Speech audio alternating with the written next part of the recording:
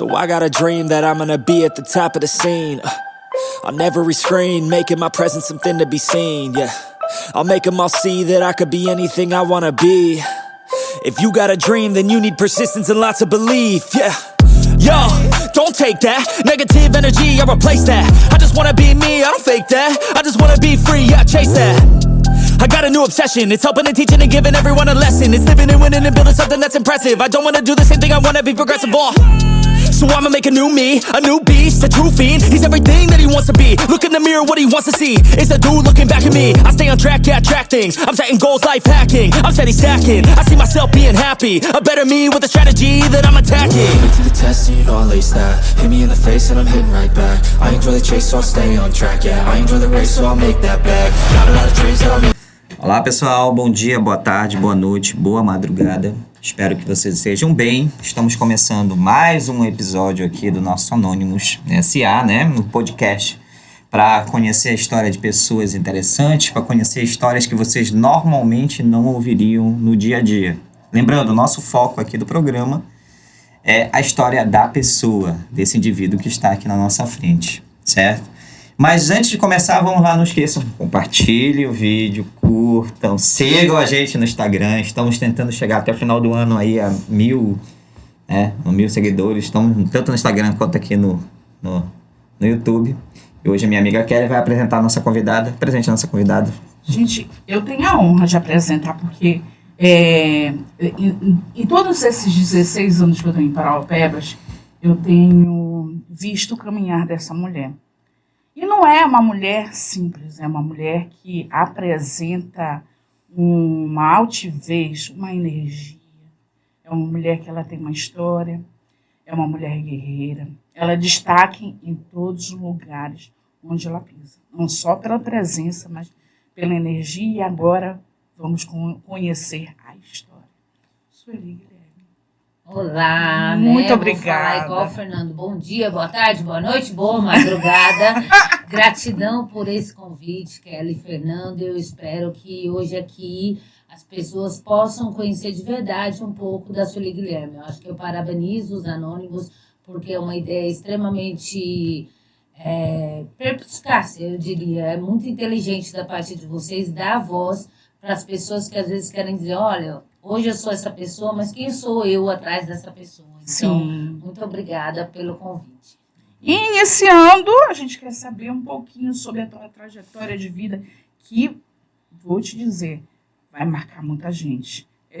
Eu tenho certeza, no off a gente conversou e eu vi situações que emblemáticas e motivacionais. Então, conta um pouquinho sobre a tua história de vida. Não começa a chorar que eu choro também. Eu costumo dizer que hoje eu já consigo não chorar, né? Que é natural, às vezes, a gente se remeter ao passado e as lembranças, sejam elas positivas ou negativas, nos emocionam. Que bom, né? Isso prova que a gente é ser humano, né? Sim, sim. E eu costumo dizer que Sueli Guilherme, antes de tudo, Sueli Guilherme de Souza Vieira, que sim, tem uma história e uma história de luta. Eu sempre falo que a minha história de vida está intrinsecamente ligada, né, com o que eu faço hoje, com o que eu acredito, com as bandeiras que eu carrego. Porque às vezes as pessoas dizem, você é da luta antimanicomial, o que você acha bacana?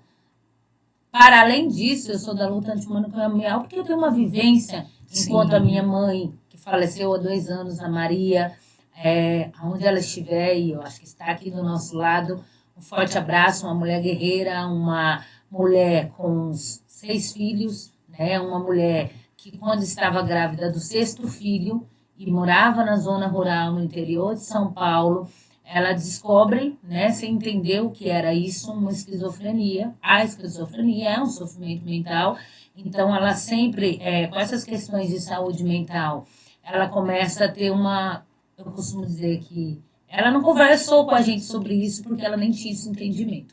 Mas depois, estudando, eu entendi. Porque eu costumo dizer que a minha mãe, tendo 5 filhos, estando grávida, ela começa a ter essas questões de sofrimento mental, de saúde mental, e era esquizofrênica. E naquele momento, ela casada, com os surtos que se tem, sem tratamento adequado de esquizofrenia. Isso eu estou falando da década de 80.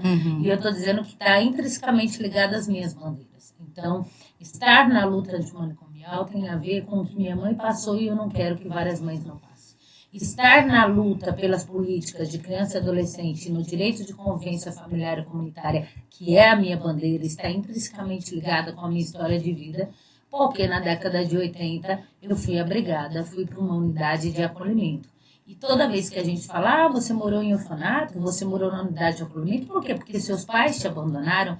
E eu digo, não necessariamente naquela época as crianças e adolescentes eram abrigadas por abandono. Muito pelo contrário, na sua maioria não era abandono. Na sua maioria não eram órfãos. Por isso que a nomenclatura orfanato foi abolida.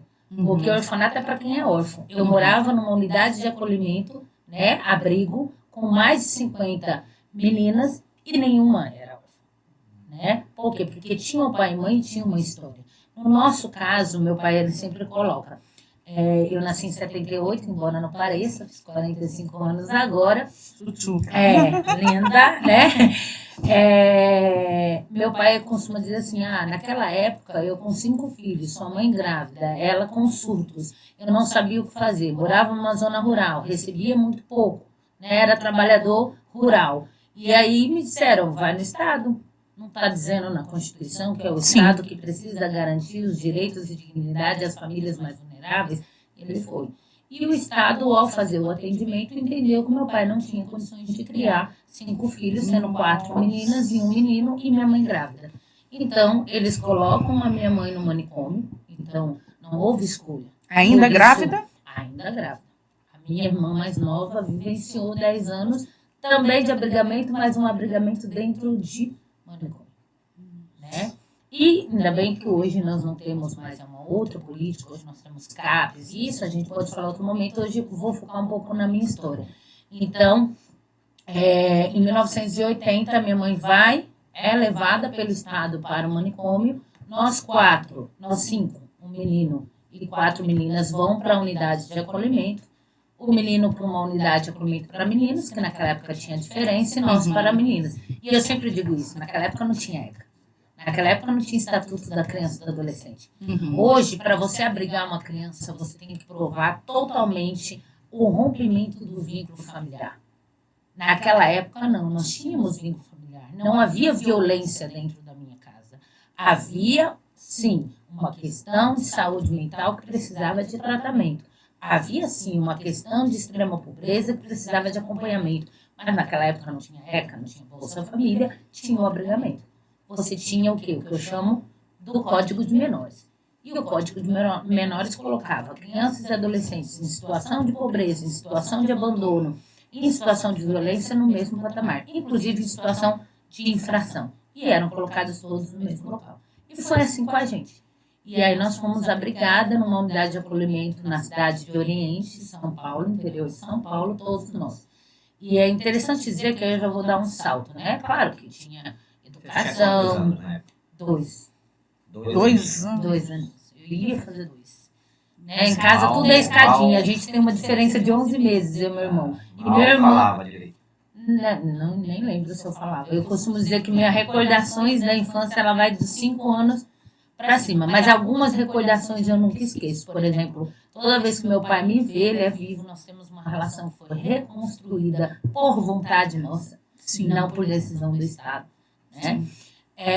Ele olha essa cicatriz e ele disse, eu nunca me esqueço que essa cicatriz uniu vocês irmãs. Eu, por que, pai?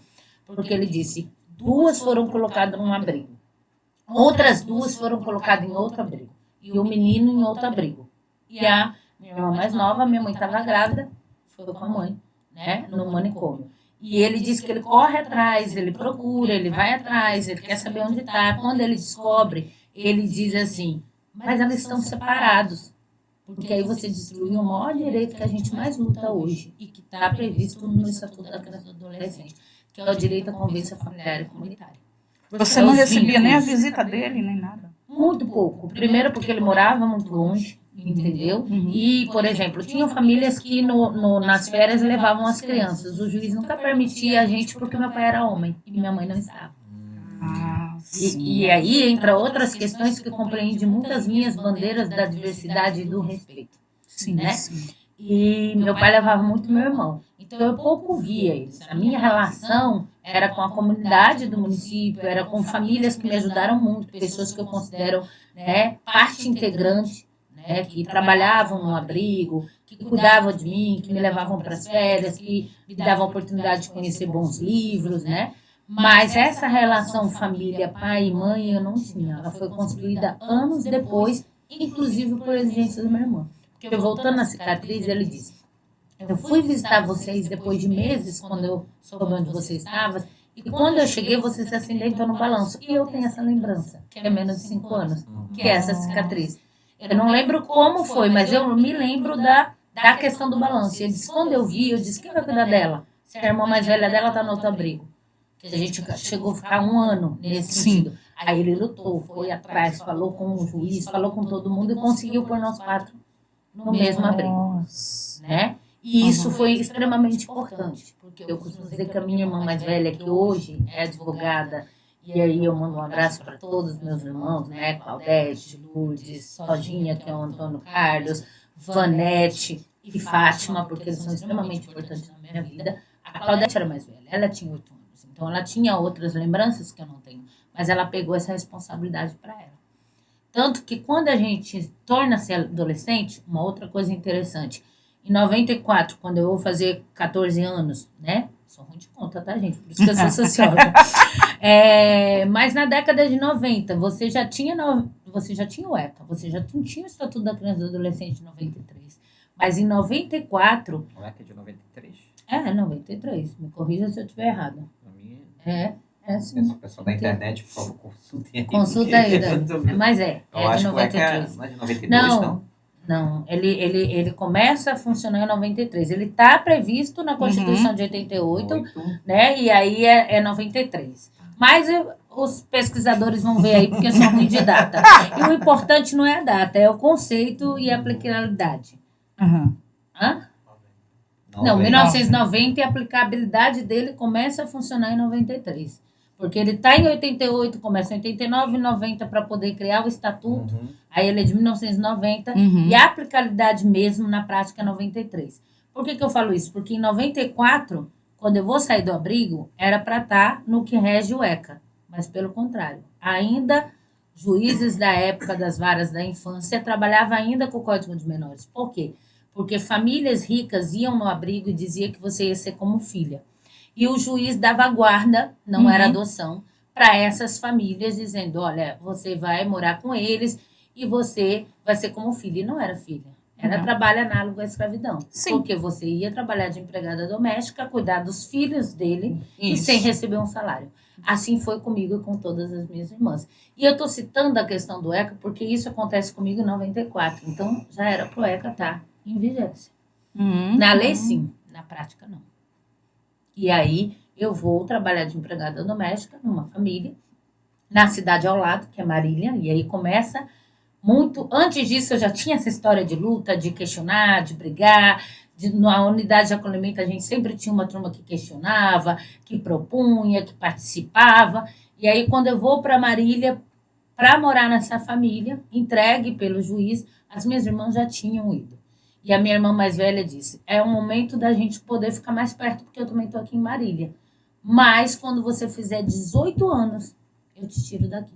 Porque era quando o juiz dava a suposta, né, abolição moderna, né? E a gente morria de medo de sair, de não ter para onde ir, então nós fomos. E aí, no caso, eu fui empregada doméstica dos meus 14 aos 18, morando na casa. Estudava e foi esse momento extremamente importante para mim, porque eu comecei a questionar muitas coisas. E esse questionamento, eu costumo dizer assim, tem um pedagogo que ele diz que a gente tira da criança o que tem de mais sagrado quando a gente tira a capacidade dela de ter indignação. Então, essa indignação, por que eu estou aqui? Por que eu não morei com meus pais? Por que eu trabalho de empregada doméstica, não desmerecendo, muito pelo contrário, mas sem ter valorização, né? Me levou a ser o que eu sou hoje. A Sueli Guilherme, socióloga, cientista política, militante, né? Por quê? Porque a partir dos 15 anos, eu comecei a militar. Comecei a pesquisar. Aí eu conheci o movimento de meninos e meninas de rua, que era um grupo de meninas que surge na Bahia e toma uma dimensão, que era um grupo de meninas de rua, que depois veio as meninas de acolhimento, começar a discutir direitos, começar a discutir a efetivação do ECA. Eu entro nesse movimento, eu me filio ao Partido dos Trabalhadores aos 15 anos de idade, não por influência de alguém, mas por acreditar que ali seria um lugar que eu teria um espaço de escuta. Ainda sendo empregada doméstica e trabalhando e questionando, várias vezes a minha patroa dizia assim, eu me lembro que eu acordava de manhã e tocava uma campainha no meu quarto, porque eram famílias extremamente ricas. Eu não estou falando de classe média baixa, estou falando de famílias que ainda detêm o quarto de empregada no fundo, né? Fora da casa. E é essas famílias que existiam e que iam para o abrigo falar para o juiz que queriam a guarda. Então, eu me lembro que eu tocava uma campainha, sabe o que ela era no meu quarto de manhã? Eu acho que eu nunca falei isso num podcast. Já falei para outras pessoas em palestra. 6 horas da manhã, tocava uma campainha horrível, que várias vezes eu fervia água e queimava a campainha. Sempre fiz isso. Né? E trabalhava uma outra menina lá que tinha a família dela, e era que cozinhava, eu só limpava e cuidava dos idosos. E eu me lembro que 6 horas da manhã tocava a campainha, a primeira coisa que eu fazia era ler os jornais, que naquela época, né, não tinha a modernidade de hoje, então eram jornais mesmo. E aí a minha patroa dizia assim, Sueli, você não vai fazer o café da manhã pra gente? Eu dizia, não, primeiro eu vou ler. Aí meu patrão dizia, nossa, Sueli, quando crescer vai ser gente. Eu dizia, gente, eu sou desde quando eu nasci. Quando eu crescer, eu vou ser gente inteligente, gente rica. E ele ria, porque eu li muito. E essa relação que eu tinha com as minhas irmãs, principalmente com a minha irmã mais velha, né? Foi muito importante para mim. E aí eu sempre acreditava que era possível. E por que eu tô contando essa história? Porque naquele momento muitas pessoas não acreditavam. Eu dizia, eu vou fazer universidade pública, né? Eu vou fazer universidade pública, eu vou passar. E eu estudava à noite, trabalhava de dia, recebia um salário que nem era um salário mínimo. Muitas das meninas nem salário tinham. E quando eu vejo, por exemplo, em programas como o Fantástico, senhoras que agora não se sabe mais o que fazer com elas, as famílias ricas, e se descobre a família delas, porque elas com 12 anos foram trabalhar na casa daquelas famílias, eu digo, tá vendo? Se eu não tivesse aberto os olhos, se eu não tivesse as minhas irmãs do lado, se eu não tivesse uma leitura apurada e se eu não tivesse conhecimento dos meus direitos, talvez eu seria mais um quadro no Fantástico. E aí, estaria enclausurada. Exatamente. Né? E aí, com 18 anos, minha irmã dizia, com 18 anos a gente tira daqui. E com 18 anos, no dia do meu aniversário, tem no YouTube para quem quiser ver, porque depois nós filmamos na época e depois uns amigos meus jogaram no YouTube, né? Tiraram da fita VHS e jogaram, tá lá. Aniversário, Sueli Guilherme, 18 anos. E aí é um marco na minha vida, porque eu, meu irmão e minha irmã alugamos uma casa e eles fizeram uma festa de aniversário para poder me trazer e eu entendi a minha liberdade. Eu costumo dizer que foi um dos dias mais importantes da minha vida, porque naquele momento eu senti que eu era liberta. Tem gente que fala assim, mas você fuma, bebe. Eu falei, pois é, até os 18 eu colocava, não faço isso. Eu quero a minha liberdade, não porque tem uma idade específica para ter liberdade, é o que eu falo para minhas filhas. Mas por tudo que eu tinha passado, eu queria dizer, eu quero fazer o que eu quero. Porque a escolha é minha. Então, a minha história é um pouco essa, né? Anos de abrigo, empregada doméstica, universidade pública, e todos esses momentos têm história de militância, de vida, de militar por alguma coisa que você acredita. Eu vou deixar vocês perguntarem, senão eu falo demais. Não, mas a ideia é exatamente essa. Até chegar no Pará, isso eu tô lá. Que você possa contar a historinha. Mas aí, durante a faculdade, assim, como foi? Aí eu falo que é extremamente importante, porque com 18 eu começo, né, buscar emprego, por exemplo, tinha ensino médio completo, mas não conseguia porque não tinha experiência. Entendi. Por isso que hoje eu trabalho agora mesmo, eu sou voluntária, né, de projetos sociais que trabalham a educação de jovens, porque eu falo, é importante que a gente diga para o jovem, principalmente o jovem em situação de vulnerabilidade, que é possível. Então eu não arrumava emprego, depois eu consegui arrumar emprego, eu trabalhei 8 anos numa locadora de vídeo, eu comecei limpando fita, que era a vaga que tinha, meu patrão falou, olha, só tem para limpar fita. Eu comecei limpando fita e saí como gerente, né, tá na minha carteira de trabalho. E aí eu sempre tentando a universidade pública. Eu queria muito a universidade pública. Eu queria fazer o Unesp, que é a Universidade Estadual de São Paulo. Eu queria fazer ciências sociais, eu queria ser socióloga e eu não passava. Porque, Quem era o teu ponto de referência? olha, eu costumo dizer que todo mundo tem um ponto de referência, né? E tem uma família, né, que eu considero até hoje minha, que o presidente do abrigo, que era um presidente voluntário, era uma pessoa que se aposentou e foi dedicar a sua vida àquela unidade de acolhimento. A família dela é um dos pontos de referência na minha vida, que é o seu Zé Cardoso e a tia Marina, que também deve estar aqui dos nossos lados, né? E em nome dos filhos dele, que eu considero irmãos até hoje, eu falo que é uma referência, porque eu passava, muitas crianças iam pro pai, pra mãe, e a gente não ia. E aí a tia Marina me levava pra casa dela.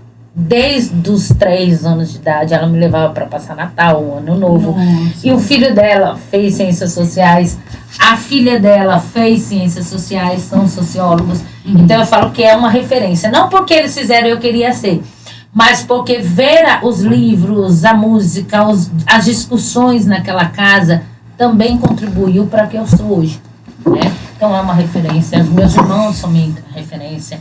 A minha irmã, que sempre falou, faça o que você acredita, ela fez direito, hoje ela é advogada, minha outra irmã é enfermeira, a outra é técnica, meu irmão é advogado, e eu escolhi ser socióloga, né? E aí eu passei, né, depois de 4 ou 5 anos tentando vestibular, porque não tinha para Uni, não tinha Enem, eu passei na universidade pública, e aí é outro marco, que também de militância, né? Porque aí na universidade eu começo a pesquisar, tanto que minha monografia é a construção da identidade social de egressas de unidades de acolhimento.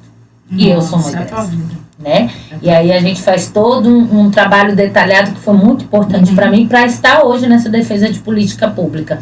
E na universidade, a Sueli Guilherme, militante, que luta por causas, e várias causas, desde restaurante universitário, até a questão do aprimoramento do ensino, até as greves. Essa é a Sueli desde o ensino médio, né?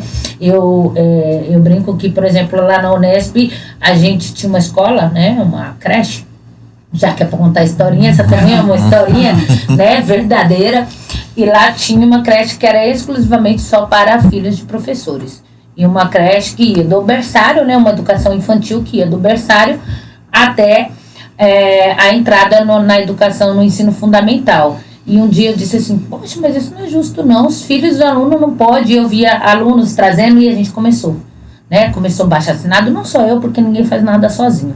Eu não gosto dessa ideia de que no Brasil tem heróis. A gente não tem heróis, a gente tem conjunto de pessoas que tentam fazer a revolução. Então são vários heróis, não é um só, né? E aí a gente começou a fazer e lutamos durante 1 ano lá. Isso é uma das causas que a gente lutou.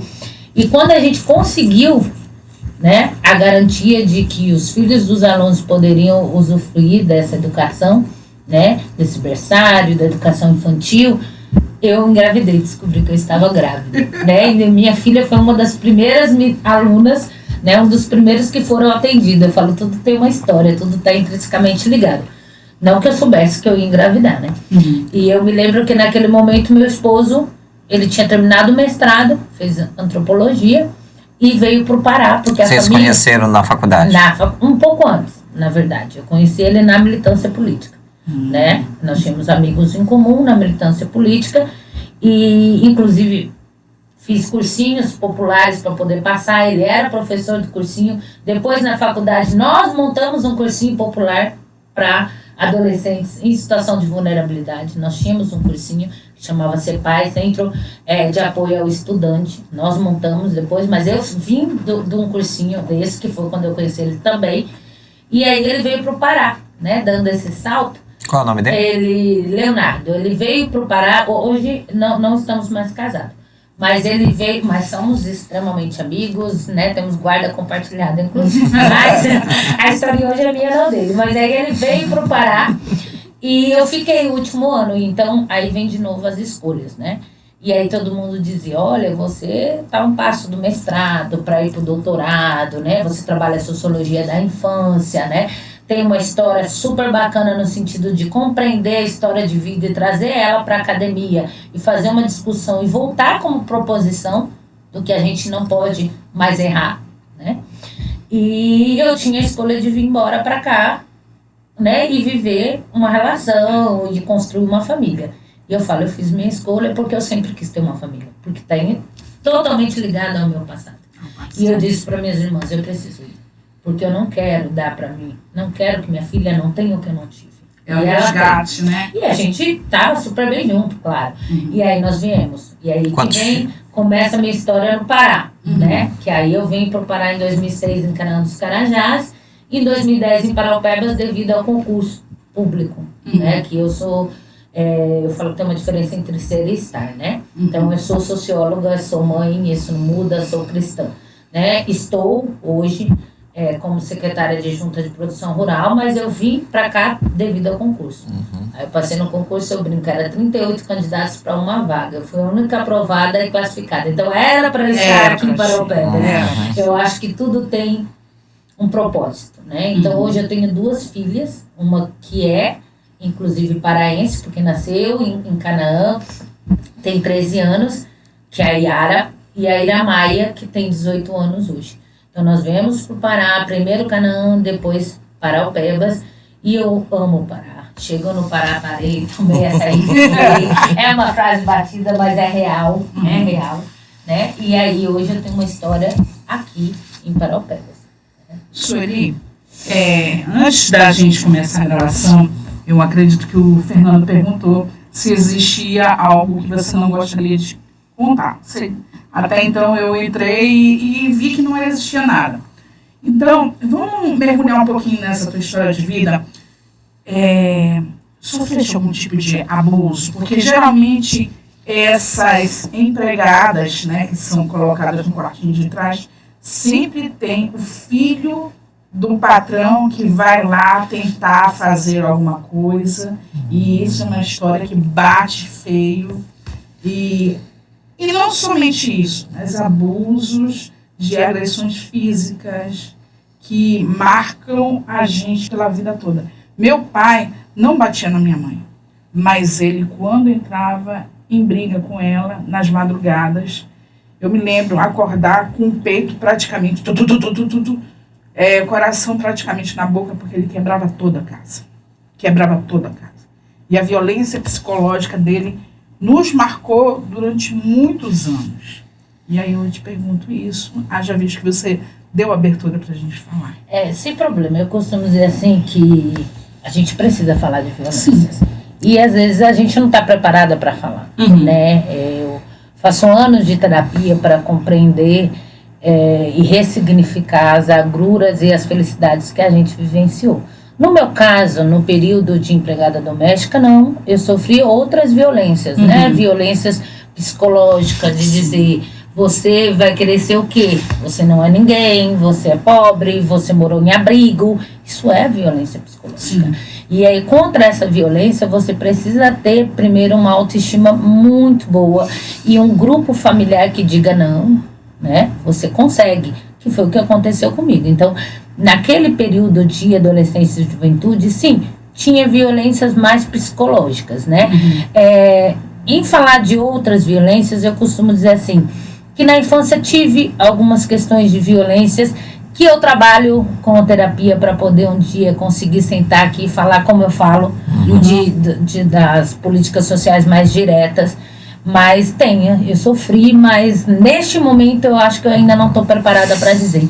Mas é importante, né? É importante que a gente diga sobre isso, porque a gente precisa trabalhar, a gente precisa combater a violência, principalmente a violência na infância, que na infância muitas vezes você não consegue nem se recordar e nem compreender que isso era uma violência.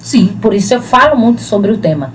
Não especificamente sobre mim, mas eu falo e combato todas as violências. Sim, isso é um tema latente meu, porque, por exemplo, como a minha vida é muito assim, eu sou muito de estar num lugar, estar no outro, falando de temas diferenciados, sempre quando eu noto, no momento em que eu termino, começo a arrumar minhas coisas, o computador, eu olho para trás, sempre tem alguém que quer falar, quer abrir sua história, quer pedir o apoio. E, assim, eu a cada dia que passa, eu falo que eu sou tua fã. Agora, mais reforçado pela tua história de vida, pelo teu enletramento, eu sou apaixonada por gente inteligente. E eu te acho hiper inteligente. A recíproca é verdadeira. Obrigada. E aí, uma outra questão. Quem te fomentou a leitura? Porque eu noto que tu é aquela pessoa que gosta, é uma esponja para conhecimento.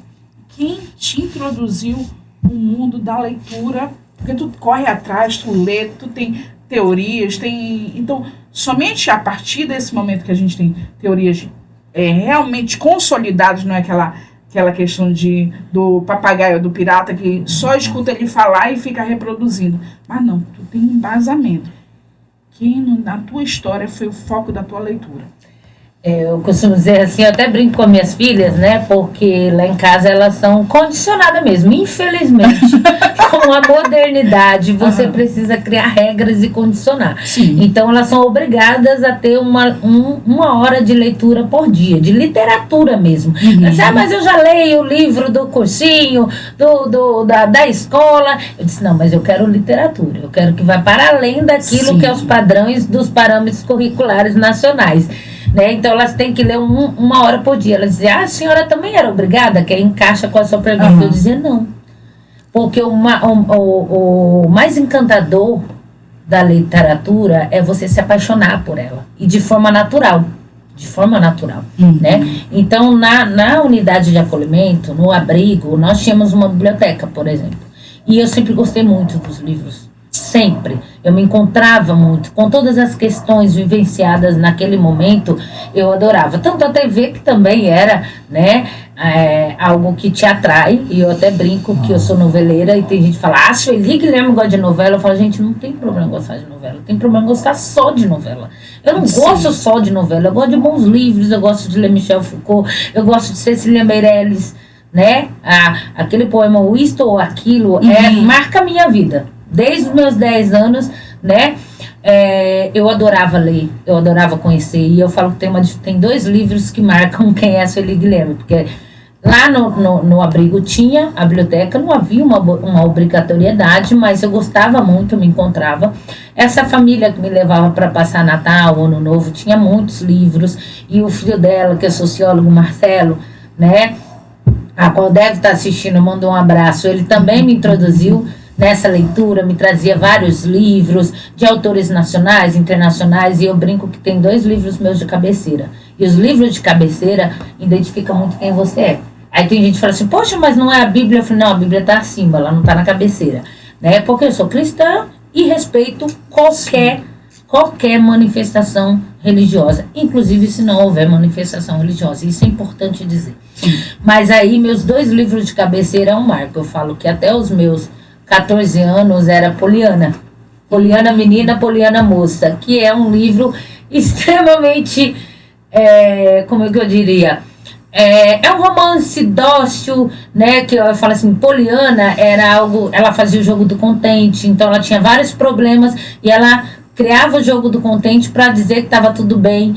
E hoje, enquanto socióloga, eu entendo essa minha transformação, porque Poliana menina e Poliana moça livros que é importante ler, qualquer livro, mas é um romance, é uma coisa que não é real, né? Que não faz parte da realidade de muitas crianças e adolescentes brasileiros.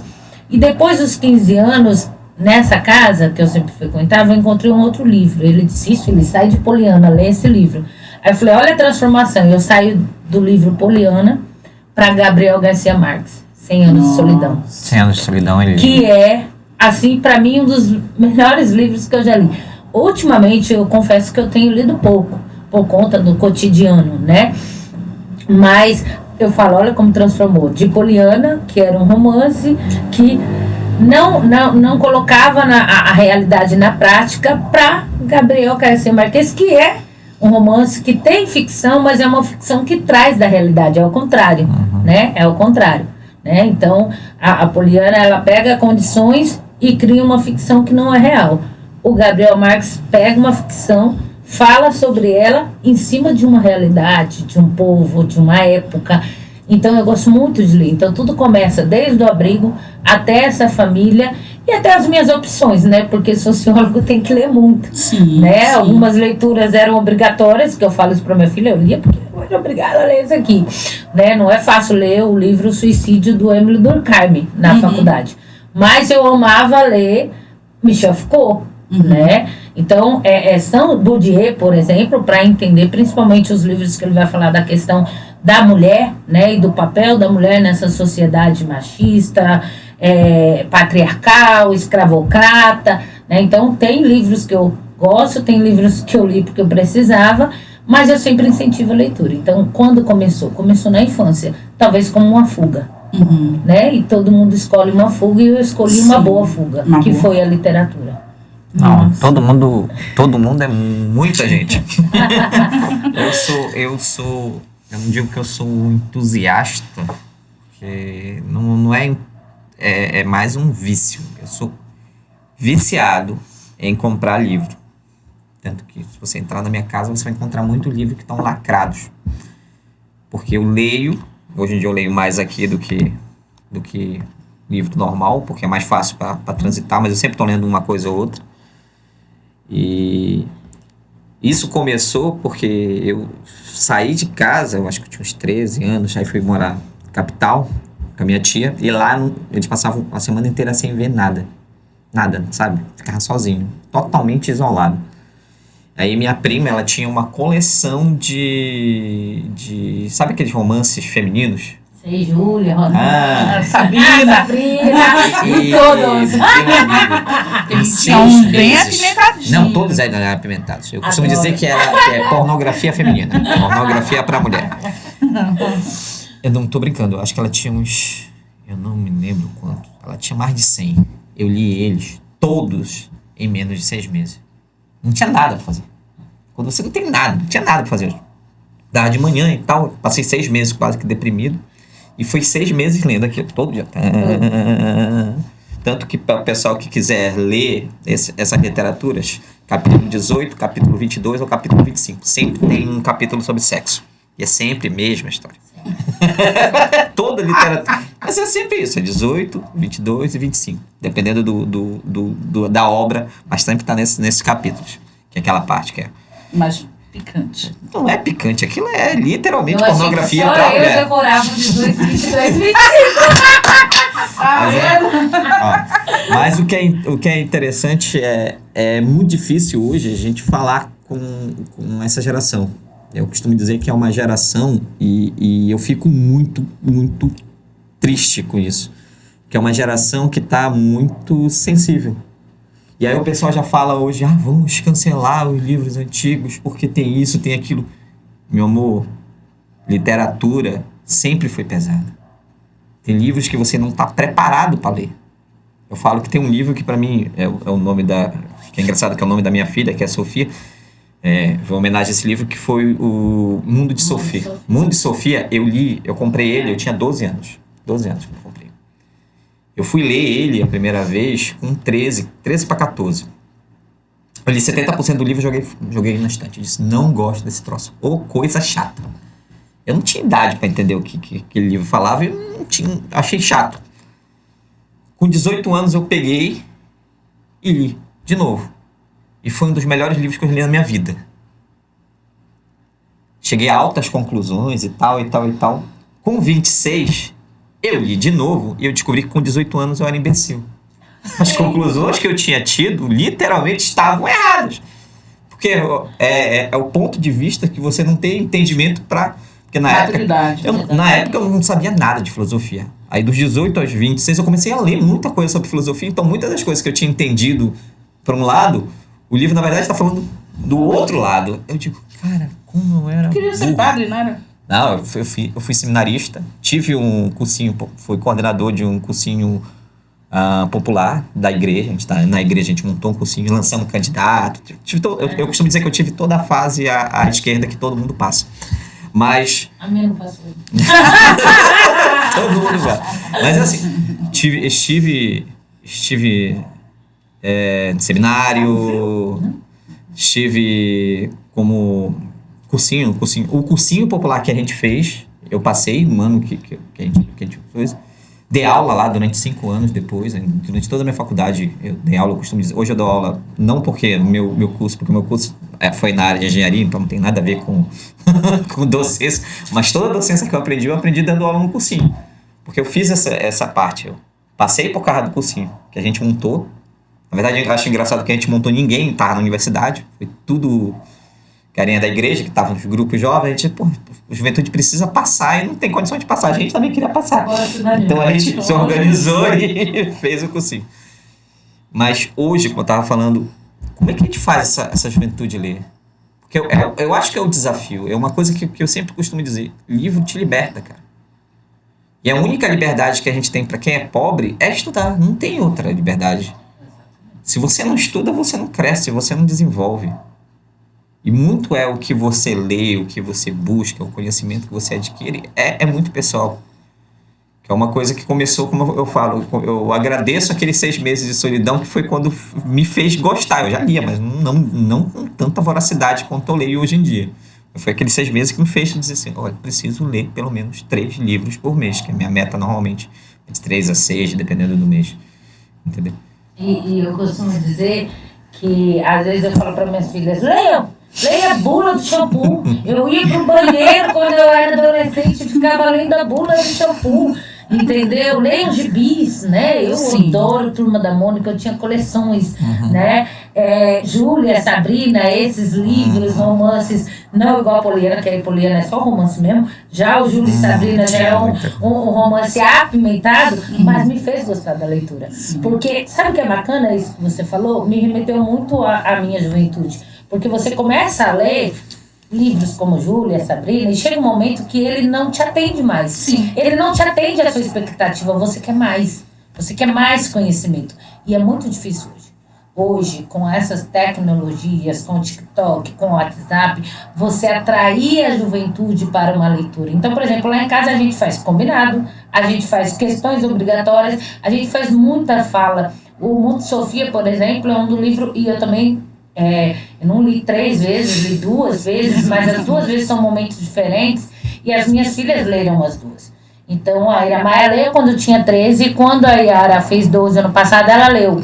E ela fez um monte de argumento, aí esses dias elas foram falar, eu falei assim, vocês leram? Então vamos falar do livro, né? Elas, precisamos ler de novo. Eu falei, então daqui a 5 anos vocês têm que ler de novo, porque é uma outra visão. Então isso é bacana, a gente precisa incentivar a leitura, porque é triste você ver a falta de conhecimento por falta de leitura. Que não precisa ser o livro, né? Manual, folhear, mas pesquisar, colocar, ver os livros, né? Pela internet e discutir, porque te traz outra mentalidade. Eu falo assim que a leitura, ela te dá um olhar hermenêutico. O olhar hermenêutico é olhar por um prisma. E o prisma é aquele negocinho que vai virando, né? Então toda hora tem uma visão, toda hora reflete uma outra verdade. Então eu sempre falo isso, eu prefiro sempre olhar por um prisma, porque quando eu olho por um prisma, isso me protege de não ser preconceituosa, isso me garante ser antirracista, entendeu? Porque eu estou olhando por todos os ângulos, não só por um ângulo direcionado ou porque alguém quer que eu olhe desse jeito. Conhece a teoria do 11º homem? Não. Eu achei engraçado que ela ficou famosa por um filme de zumbi. Nunca ficou isso que ela tem no Guerra Mundial Z. A teoria do 11º homem é uma teoria que ela é utilizada muito no gerenciamento de empresa. Ela diz que se você sentar numa mesa de decisão, sempre tem que ser ímpar. Por isso que eles falam de 11. Então, se 10 pessoas da mesa, as 10 primeiras a darem opinião, elas concordarem com o tema, é obrigação do 11º homem discordar. Porque toda unanimidade está errada. Toda unanimidade está errada. Sempre existem 2 pontos de vista. E se a gente se fecha e todo mundo concorda, então a discussão faz bem. É uma coisa que eu defendo. Discutir faz bem. Brigar não, mas discutir faz bem. É bom, melhora argumento. E não necessariamente as pessoas precisam mudar. Mas é uma coisa que a gente perde, porque a gente quer, hoje em dia, parece que o pessoal quer isso. Ou é lá do outro lado, ou a direita ou a esquerda. Extremos. Nenhum extremo. Um extremo sem compreender o que é extremo. Isso é verdade. Porque se você for ver, nem existe esse extremo. Na prática, entendeu? Na prática não existe, a gente é muito parecido. Entendeu? Porque na prática você quer ser extremo, mas você acaba... E isso me preocupa muito hoje em dia. Eu sempre costumo dizer isso, que essa ideia de extremidade me preocupa porque aí não está mais compreendendo conceitos. Sim. Que nem eu falo, mas a liberdade de expressão. Liberdade não é libertinagem. Liberdade de expressão é você falar o que você pensa, mas a partir do momento do que o que você pensa está ofendendo o outro, está ferindo a dignidade do outro, não é liberdade, é libertinagem. E as pessoas estão confundindo isso. Eu falei, eu sou professora voluntária em vários projetos sociais, né? Então, eu sempre falo isso nas aulas, que você falou de aula, né? Eu sou engenheiro, eu falo assim, sociólogo dá aula para não passar fome. Mas quando eu arrumo emprego de sociólogo, eu sou socióloga, mas dou aula como voluntária. E eu falo isso para a juventude. Cuidado com a semântica das palavras. Cuidado, porque liberdade não é libertinagem. Debate não é briga.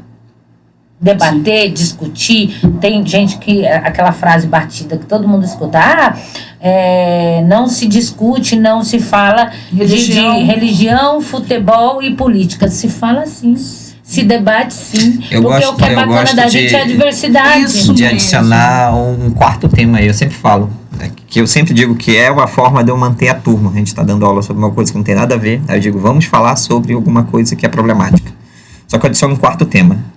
Eu não gosto muito de futebol, porque eu acho que futebol não se tem debate. É igual o pessoal do Flamengo, que diz que o Flamengo é bom, o Flamengo não presta. Não há debate para isso. Porque é gosto, é gosto. Você não pode dizer que um time é melhor do que o outro. Então não há um debate sobre futebol. Mas tem um debate muito legal que é sobre o sexo. O pessoal tem um problema gigante em falar sobre sexo. Então quando você fala sobre sexo, religião ou política, ninguém dorme. Exatamente. Porque todo mundo tem uma opinião. Todo mundo pensa alguma coisa sobre esses três. E é extremamente importante dizer isso, né? Eu vou discordar um pouquinho da questão do futebol, que eu vou agora começar a adicionar os quadros, porque eu também falo sobre sexo e sexualidade, mas futebol eu acho que tem técnicas, né? O Palmeiras, por exemplo, tem umas técnicas incríveis. Mas aí eu concordo contigo que o futebol é muito mais do que você gosta, de paixão, né? Sim. Do que de racional, né? Sim. Agora, política, religião e sexo são temas racionais, que a gente precisa discutir de forma racional. E que a gente ainda não está preparado. Que muitas das vezes a gente é julgado quando a gente não quer, numa sala de aula, dizer qual a minha opinião sobre sexo ou sobre religião. Eu quero mostrar o olhar hermenêutico e dizer, é isso.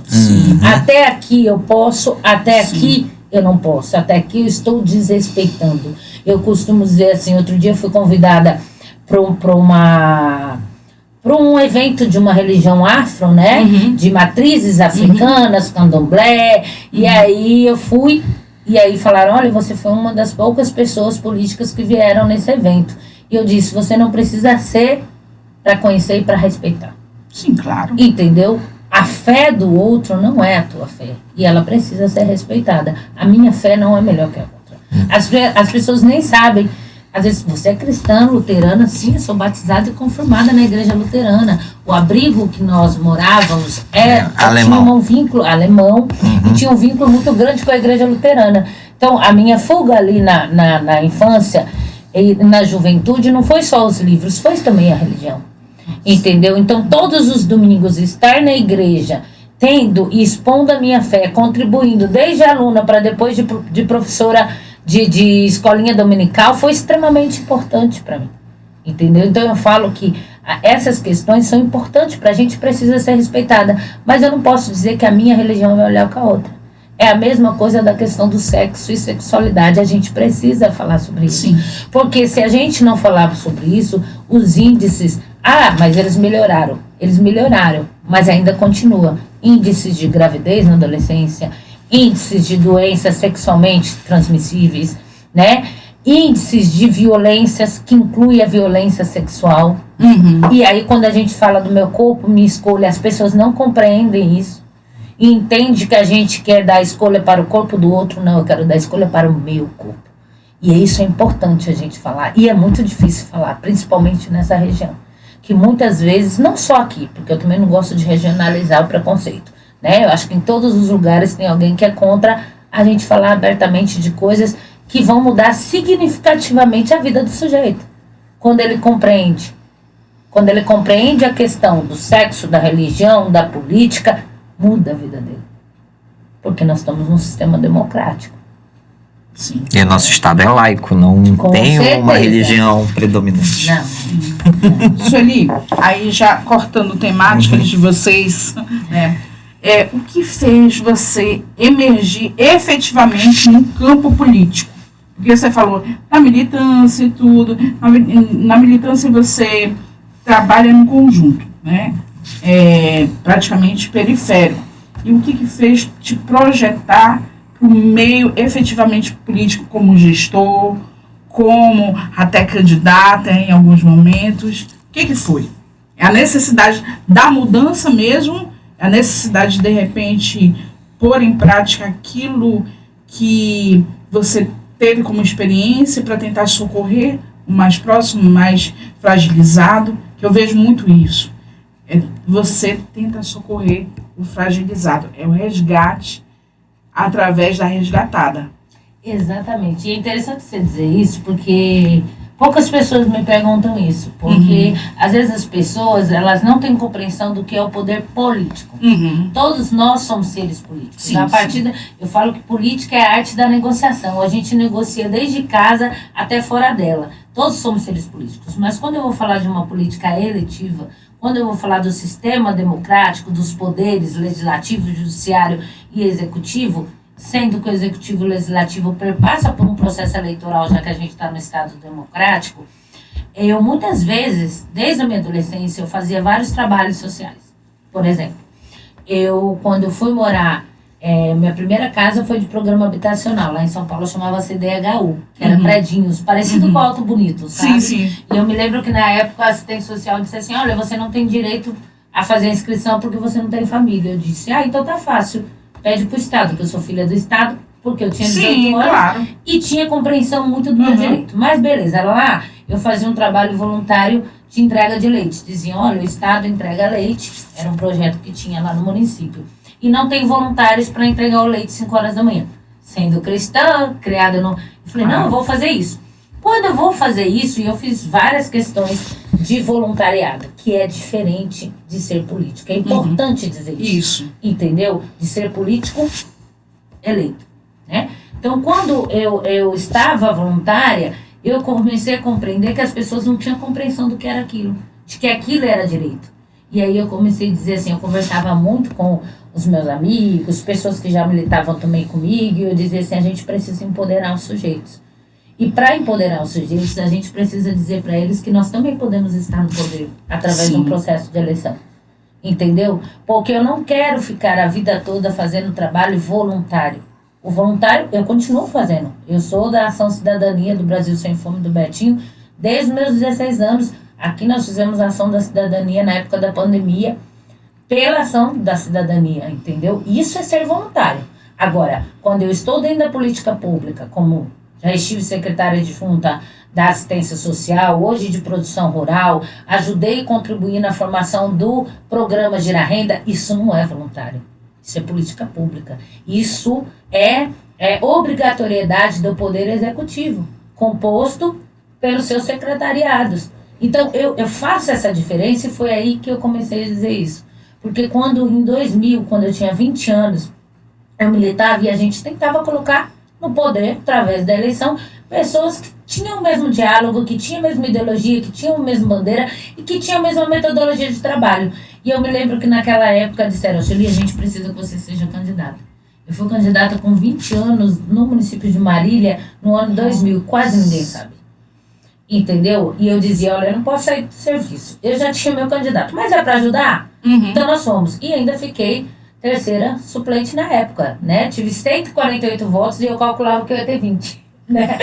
Aí, por quê? Porque tava, né? Trabalhava, era jovem, que não sei o que, só para ajudar. Aí, quando foi, eu falei, gostei da brincadeira, acho que é possível.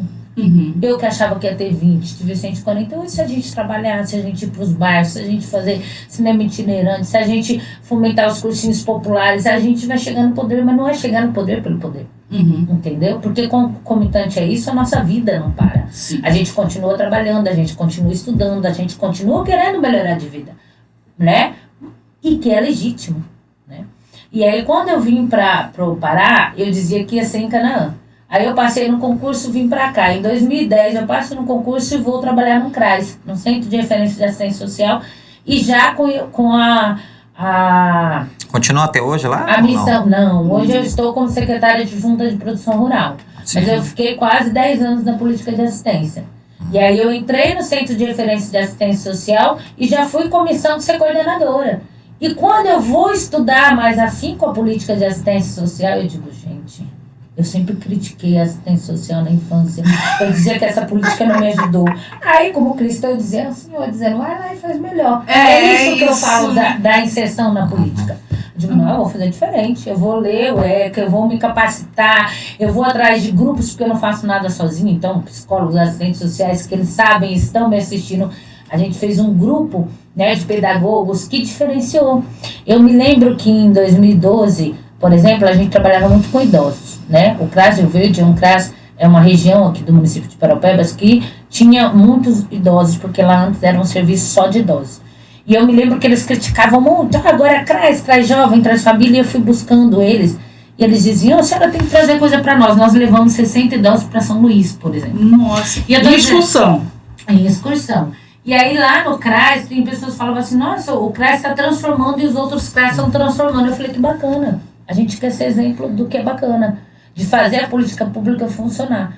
E aí eu trabalhei no CRAS, depois fui diretora de assistência social, e aí eu me lembro que na época de diretoria de assistência social e secretária adjunta, a gente fez um trabalho muito bacana com o nosso abrigo, com a unidade de acolhimento, que era um abrigo que desde a questão física não abrigava e não acolhia ninguém. E eu dizia, olha, é uma questão pessoal para mim. Porque um acolhimento tem que ter pelo menos algo que traga acolhimento. E nós fizemos parceria com empresa, mitigação de impacto com a Vale, com o poder público, reformamos, e eu falo, tá vendo? É bom fazer parte da história. Depois nós ajudamos a construir a política de transferência de renda, que é o Gira Renda, né? Nós criamos, junto com uma equipe, apresentamos na época para o prefeito, porque a gente entende que a transferência de renda ela não resolve o problema da fome, mas ela ameniza e ela garante a comida no prato naquele dia. E concomitante a isso, ele tem que fazer políticas públicas de emancipação, claro. E aí foi quando eu disse, tá na hora, vou ser candidata. Já estou aqui, todo mundo dizia, por que você não ser candidata? Eu disse, não, eu fui candidata só lá em 2000. Primeiro eu quero executar, porque você não precisa ser prefeito, ser vereador, né? Eu, enquanto socióloga efetiva e concursada, tenho a obrigatoriedade de efetivar a política pública. E aí, em 2020, 20 anos depois, eu fui candidata. E eu fui a segunda mulher mais votada deste município. E não entrei. Né? Por conta do consciente eleitoral, dentro da questão partidária. Eu não entrei, faltam 49 votos. E eu estou dizendo isso aqui porque eu nem uso muito isso no podcast para não achar que eu estou utilizando disso para me fazer propaganda. Eu acho que a propaganda é as nossas atitudes e as nossas ações no cotidiano. E aí não consegui. E fui a segunda mulher mais votada. Infelizmente, esse município elegeu só uma mulher. E eu falo, por mais mulheres, não precisa ser eu, mas por favor, por mais mulheres na política. Sim. E naquele momento eu dizia, de preferência que fosse eu também. Mas que bom que pelo menos fez uma. Hoje temos duas, porque tem uma primeira suplente que está assumindo, e eu também sou primeira suplente. E aí depois, em 2022, o pessoal disse, vamos se candidatar a deputado estadual. Eu falei, gente, vereança já é difícil. Vocês têm certeza? Bora. Né? Então, com muito pé no chão, já amadurecimento, nós fomos e tivemos quase 10 mil votos para deputado estadual aqui. E eu sou suplente, nós tivemos mais de 40 candidatos dentro do partido. E eu sou a quarta suplente na federação e a terceira suplente do partido. Nós tivemos 4 deputados estaduais. Então, foi extremamente importante, né? Tanto aprendizado. Então, quando você diz, por que ingressar na política através de um processo eleitoral? Por quê? Não precisa estar no processo eleitoral para estar na política. Porque eu compreendi que estar dentro desse processo eleitoral e estar com poder se faz importante para você garantir a eficácia dos projetos, das leis. Então, você precisa ter pessoas que acreditam que a política pública precisa funcionar. E às vezes, mas aí você precisa ser eleita para isso? Não necessariamente. O poder emana do povo, né? Sim. Então a gente precisa estar sempre junto, discutindo, se formando, mas tendo representante que pensa como a gente, é melhor ainda. Porque flui. Eu não digo que é mais fácil, eu digo que flui mais rápido. E aí garante que realmente isso seja injetado e saia do papel para a prática. Vamos lá, e o nosso presente de hoje? Olha, vocês falaram que era para trazer um presente que tinha a ver com a entrevistada ou o entrevistado, né? No meu caso, eu sou muito conhecida por colares, né? Eu tenho mais de 300 colares, não gosto de ouro, é gosto mesmo, eu gosto de bijuteria e eu gosto de questões trabalhadas, de artesanato. E hoje eu vou deixar esse colar que fique aqui. Ele é resina e é na ruda, então vai ajudar vocês também contra mal-olhados e forças negativas. E que eu sei que todo mundo que vem aqui vai olhar esse colar e vai dizer: a Sueli Guilherme passou por aqui. Então, gratidão, e aqui eu deixo o presente. Muito obrigada. Sueli, a gente também queria ter a oportunidade de você estar no nosso... A gente vai estar criando um bate-papo que vai ser sobre temas polêmicos. Então, nossa ideia é literalmente fazer um debate com pessoas que discordem, que vai ser o nosso papo anônimo. Que é basicamente isso, vamos pegar pessoas que discordem e a gente vai discutir alguns temas, só que de forma respeitosa. De forma respeitosa, dentro do limite do possível. Que é uma coisa que eu sei que parece difícil, mas a gente tenta, né? Nossa ideia é exatamente isso, e a gente está querendo estender esse convite. Se você der a honra novamente de estar aqui com a gente. Com certeza. Porque tem várias coisas que são latentes e que realmente você tem domínio literal. Você tem domínio da tua experiência e da literatura, ao qual, por exemplo, eu não tenho esse tudo. Então, eu gostaria de ter você de novo aqui, porque eu gostaria de pegar um pouquinho do teu conhecimento, um pouquinho dessa alegria, um pouquinho desse prazer de estar realmente contigo. E agora, só para a gente deixar uma mensagem aqui, eu gostaria que a Sueli, a mulher, né, não a gestora, que a gente está aqui, a Sueli, a mulher, falasse uma mensagem para o nosso público, deixasse aqui a mensagem para o nosso público, para realmente deixar emblemático a tua vinda aqui. E depois, saber como é que eu acesso a Sueli, que forma a pessoa que está nos ouvindo pode acessar a Sueli para conhecer, para, de repente, ter uma palestra sua, desses temas que você falou, que é os temas que você gosta de falar, né? E é basicamente isso. É a mensagem e o acesso a você. Primeiro, gratidão pelo convite, estou à disposição sempre. Eu sempre brinco que, além de socióloga, a gente também é palestrante, é estudante, é mãe, é mulher, é o que vier, entendeu? Eu falo que se for empresa privada eu cobro, se for empresa pública e projetos sociais é 0800, né? A gente ajuda no GIS, que agora não é mais GIS, né? E aí, nesse sentido, enquanto mulher, eu queria deixar, e aí assim, eu estou tentando lembrar várias frases e eu sou muito ruim de decorar nomes e frases completas, né? E aí toda hora tá me vindo vários autores aqui, mas eu não estou conseguindo completar todos eles. Então vai a frase Sueli Guilherme mesmo, no sentido de que eu sempre falo isso, né, para todos, que ninguém está dizendo que é fácil, a gente está dizendo que é possível. E é nessas possibilidades, nesse olhar hermenêutico, que a gente chega de fato em algum lugar. Porque não adianta dizer que, se você não sabe onde você quer chegar, qualquer lugar serve, né? E isso está em vários... Isso é o menestrel. O menestrel do Shakespeare, exatamente. Com o tempo você descobre, e eu adoro, e eu utilizo muito o menestrel, e aí o Shakespeare vai dizer isso, né? Que você... E outros vão usar, né? E vão plagiar o Shakespeare, não sei se ele plagiou algum, mas eu acho que não, porque o cara era incrível. E o menestrel eu uso muito nas minhas palestras, porque ele fala isso. Com o tempo você descobre que tudo que você achava que era certo está errado. Com o tempo você descobre que as coisas, sim, elas são passageiras, e o que vai ficar para você, o que é significativo. Então é nesse sentido que eu falo. E aí, já que a gente citou, eu vou citar a frase final, que é: que é muito, e tem muito a ver com a minha vida enquanto mulher, enquanto ser, né? Não espere que alguém lhe mande flores, plante seu próprio jardim. Esse também é do Menestrel, é a última frase do Shakespeare, e é isso que eu quero deixar enquanto mulher. Não espere que alguém lhe mande flores, plante seu próprio jardim. Gente, é a mulher, o ponto-chave que a gente trouxe aqui, né? E qual é a possibilidade do nosso público, principalmente estudante hoje, que nós, graças a Deus, nós temos nossas faculdades também públicas aqui. Como é que a gente faz para poder acessar você para uma palestra, para uma roda de conversa e assim por diante? Eu costumo dizer que tem as redes sociais, né? O nosso Instagram é guilherme.sueli, que meu nome é Sueli Guilherme, e muitas vezes falam, mas por que o Guilherme, né? Aí eu digo, não, gente, Guilherme é da minha família, é da minha mãe, e eu vou sempre me remeter a esse sobrenome.